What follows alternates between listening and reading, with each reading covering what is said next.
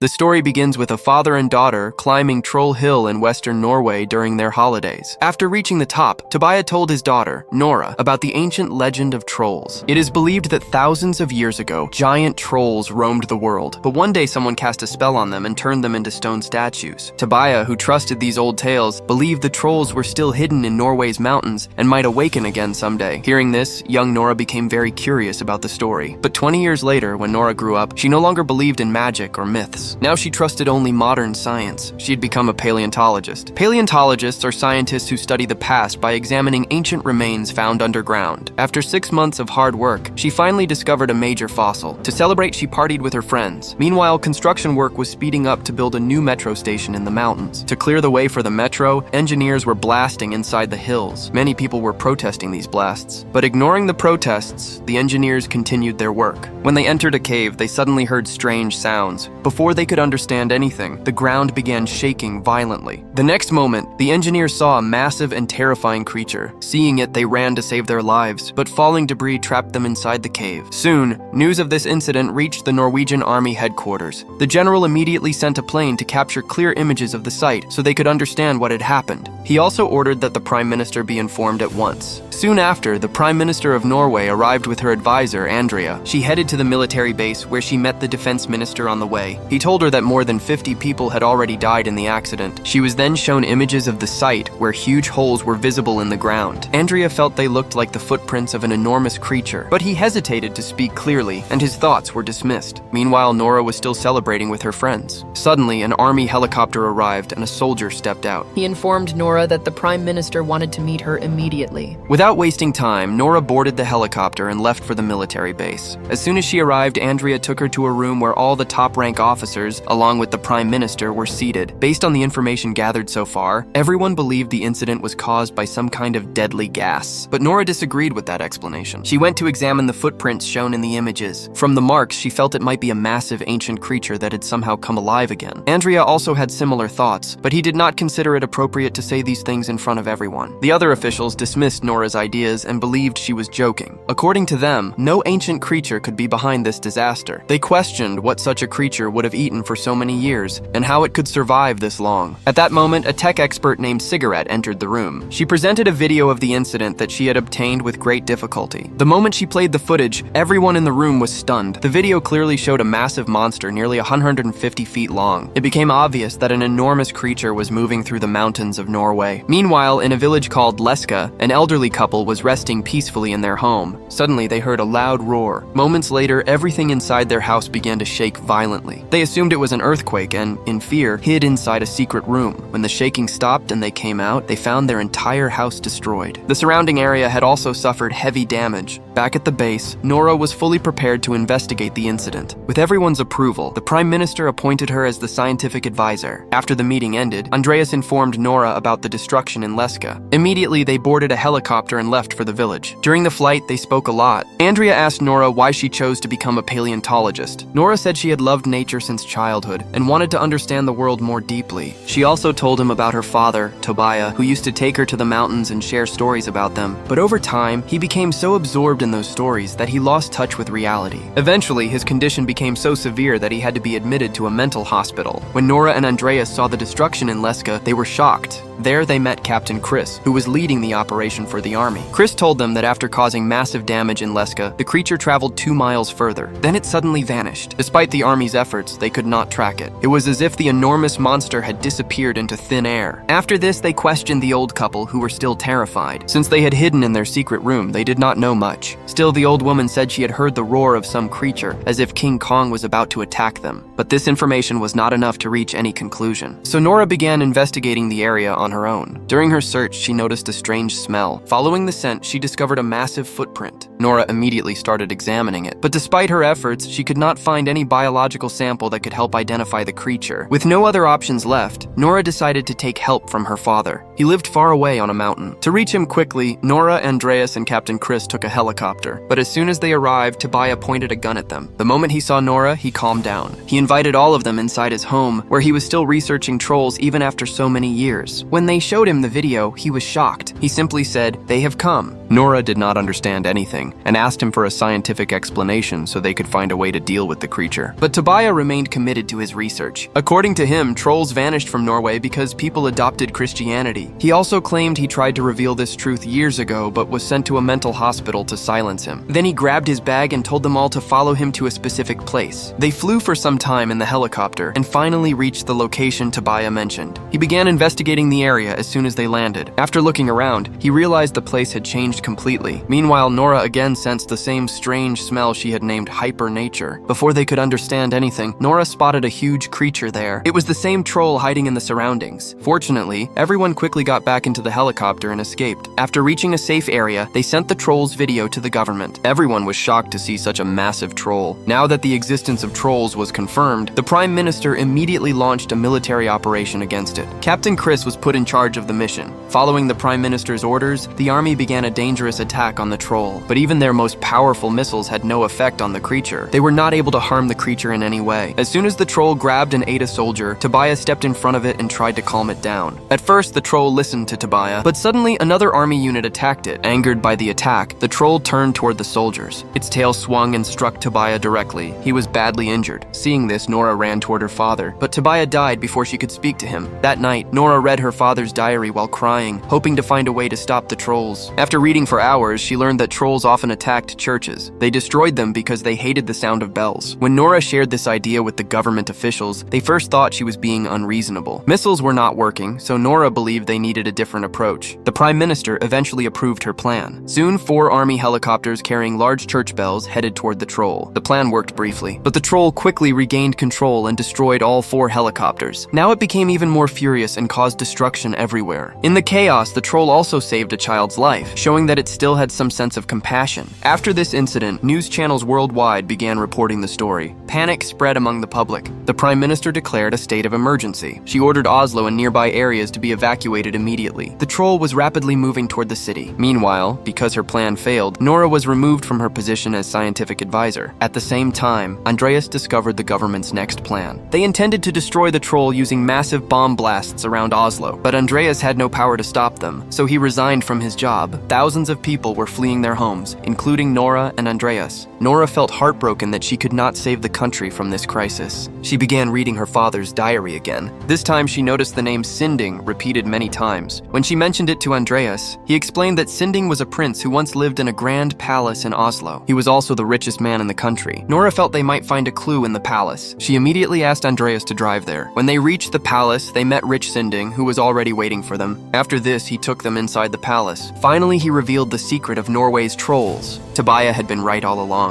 In ancient times, trolls truly roamed the lands of Norway. Sinding led them into an underground chamber. There, he admitted that he had ruined Tobiah's life to keep this truth hidden. When Tobiah got too close to exposing everything, it was Sinding who had him sent to a mental hospital. The secret he wanted to hide was the skeletons of trolls buried beneath the palace. His family had kept them hidden from the world for generations. The palace itself was built on top of the Troll King's cave. The Troll King and his entire family had been wiped out during the spread of Christianity. The creature now causing destruction across the country was the Troll King himself. He was simply trying to return home. Sinding explained that trolls valued their families more than anything. During Norway's Christianization, the Troll King was forced into the mountains. Now, because of the recent explosions, he had awakened and returned. He was heading to Oslo only to reunite with his family. Nora and Andreas were shocked to learn that the skeletons of the Troll King's family were lying right in front of them. When Nora shined UV light on the bones, they immediately began to melt. This proved that trolls could not survive UV light. Nora then asked Sinding for his largest vehicle. He handed her the Queen's favorite truck. Nora called Captain Chris and told him about her plan. They would lure the Troll King, trap him in a net, and attack him with UV light. For this, they needed several large UV lights. Andreas contacted his friend Cigarette and begged her to delay the Oslo bombing at any cost. Luckily, Cigarette was an expert hacker. She quietly disabled the missile launch system without alerting anyone. Meanwhile, Nora and Andreas continued working on their plan. They drove around with the skull of the Troll King's child in the truck. They used it to intentionally draw the Troll King's attention. Their goal was to lead him straight into the UV light trap. When the Troll King eventually broke the skull, he realized his entire family was gone. This made him even more furious. Back at the military base, Cigarette was caught hacking, but the general understood her intentions and canceled the bombing plan. There were still many civilians in the city who would have died in those explosions. Meanwhile, Nora and Andreas finally managed to guide the troll into the trap. As soon as he arrived, Captain Chris and his team switched on all the UV lights at once. Their plan began to work. Slowly, the troll started burning, but seeing him suffer in such pain, Nora suddenly changed her mind. She began turning off the UV lights one by one because she wanted to save his life. But by then, it was already too late. The sun rose at that exact moment. As soon as the sunlight struck the Troll King, he collapsed to the ground. Within seconds, his body weakened and turned completely into stone. Seeing his death, Nora felt a deep sadness inside. While everyone around her celebrated, Nora and Andreas were still uneasy. They wondered if any more trolls were still hidden somewhere in the country. At that moment, the Prime Minister arrived. She was so pleased with Nora's efforts that she struggled to find the right words to praise her. Her smile alone showed how relieved and grateful she was. A few days later, the unexpected happened. Large rocks across the land suddenly began to move again. From those shifting stones, another troll slowly emerged, fully ready to unleash chaos on Norway. I truly felt bad for the Troll King. In the end, all he wanted was to return to his home. What do you think about this? Tell us in the comments. See you in the next video.